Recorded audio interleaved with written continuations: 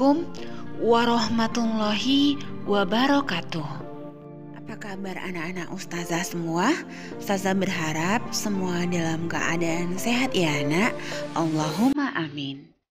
Baiklah, pada semester genap ini kita sudah masuk bab 4, yaitu siaga menghadapi bencana alam. Akhir-akhir ini di negeri kita sering terjadi bencana alam. Bencana alam yang terjadi diantaranya adalah tanah longsor, gunung meletus, gempa bumi, tsunami, kekeringan, dan kebakaran hutan. 1. Bencana alam tanah longsor. Bencana tanah longsor terjadi karena tanah bergerak. Tanah bergerak karena bercampur dengan air hujan. Tanah bergerak karena tidak ada akar pepohonan yang bisa mengikat air. Biasanya, tanah longsor terjadi di tanah-tanah yang gundul. Tanah gundul ialah tanah yang tidak ada pepohonan.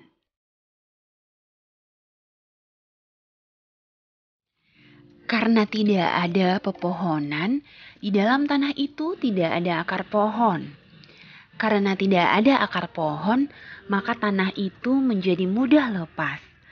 Tanda-tanda terjadinya tanah longsor adalah dari arah bukit terdengar suara gemuruh. 2. Banjir. Pepohonan akan membantu air yang masuk ke dalam tanah lebih banyak.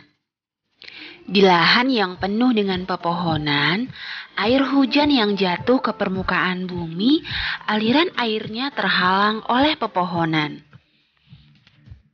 Air itu akan diikat ke dalam tanah oleh pohon. Makin banyak air yang masuk ke dalam tanah, makin baik. Sebab menjadi persediaan air tanah menjadi banyak. Air yang mengalir di permukaan menjadi lebih sedikit. Di lahan yang gundul, air hujan tidak banyak yang masuk ke dalam tanah. Air yang mengalir di permukaan akan lebih banyak. Air tidak tertampung oleh sungai. Akibatnya air meluap keluar sungai. Luapan ini akan melanda daerah di sekitarnya. Nah, meluapnya air sungai karena tidak tertampung ini disebut banjir. Yang ketiga, gunung meletus. Bencana gunung meletus terjadi karena adanya tekanan dari dalam tanah. Di dalam tanah itu ada cairan yang panas sekali. Cairan itu terus-menerus bergerak. Gerakannya menimbulkan tekanan. Nah, tekanan itu yang terus menekan kulit bumi. Pada bagian bumi yang lemah, tekanan itu mendorong bumi sehingga menonjol keluar. Itulah yang dinamakan gunung. Kalau tekanan itu terus-menerus keluar, maka akan terjadi letusan. Letusan itu biasanya disertai dengan cairan panas dari dalam tanah. Nah, cairan panas itu disebut magma. Letusan juga disertai dengan lumpur panas dan juga awan panas. Lumpur panas itu disebut lahar panas. Semua bahan yang menyertai letusan itu dapat membahayakan manusia. Masih ingatkah kamu peristiwa meletusnya Gunung Merapi di Kabupaten Sleman, Provinsi Yogyakarta? Pada waktu itu 2 orang menjadi korban meninggal dunia karena tidak sempat menghindar dari awan panas dan lahar panas. Awan panas meluncur dari puncak Merapi cepat sekali. Kecepatannya melebihi kecepatan mobil di jalan tol. Untunglah penduduk sudah waspada.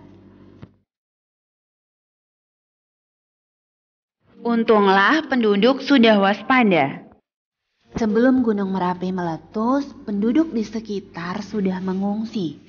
Meskipun penduduk selamat, akan tetapi korban harta banyak sekali. Lahan pertanian habis disapu awan panas dan lahar panas. Tanaman pertanian menjadi kering. Masyarakat sekitar Gunung Merapi sudah mengetahui tanda-tanda gunung akan meletus. Mereka sempat mengungsi.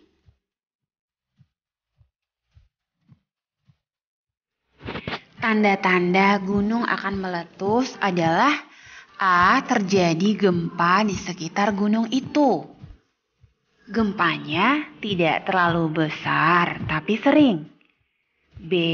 Asap yang keluar dari gunung lebih banyak dan sering. C. Hewan-hewan yang ada di puncak gunung turun. Kemudian D. Tanda-tanda khusus yang diketahui oleh penduduk sekitar gunung itu. Demikianlah pembelajaran PLH kita pada hari ini tentang bencana alam. Ustazah berharap anak-anak Ustazah dapat memahami apa yang telah Ustazah sampaikan. Apabila ada yang belum paham, silahkan anak-anak Ustazah baca buku PLH-nya dan boleh disimak video Ustazah kembali.